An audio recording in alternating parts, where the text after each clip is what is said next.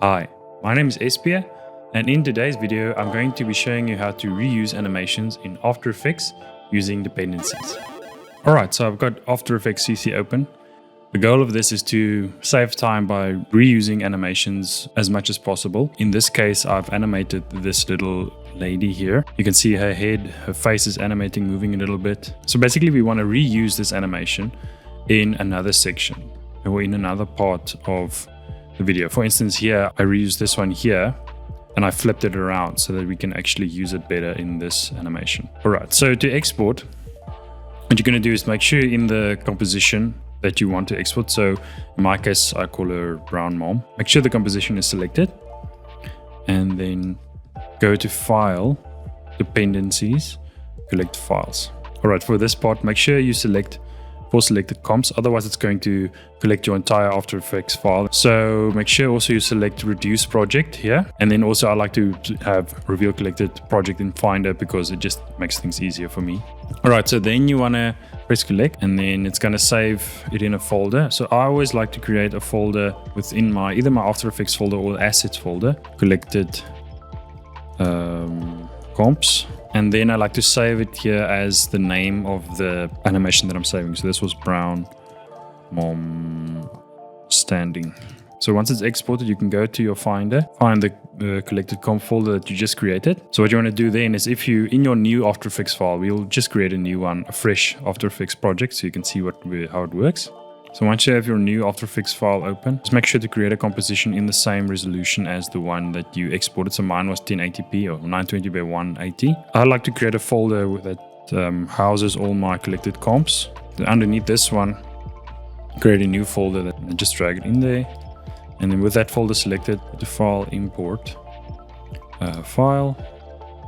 Then you're going to select the folder that you just exported and then press open.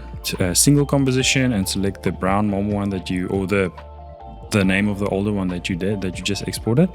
It's okay. Okay, so it's going to create this new composition, so you can actually just go ahead and delete that one. And then when you go into the folder structure here, you'll see here is the pre-comp that you were using. Here it's in the new folder. Create a new composition. Here you can see we did create the new composition. So if you double click on it, for example, create a new solid, let's make it like a nice pink. Okay, and then what you can do is under the collected comps, this brown mom, you can double click on it to preview it. All the things are still rigged and parented and everything, so you can still press Command A and then you can always check your keyframes.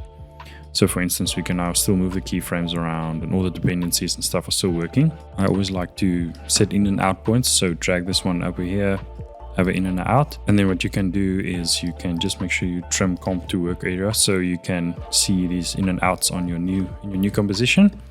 And then in the new composition, you're going to drag that one in. And yeah, here it is. So if you want, you can press S, unlink that. You can flip around, make that a minus. You can flip around the x-axis and there we have it. Alright, so it's imported now and you can change the animations if you double click in the pre-comp.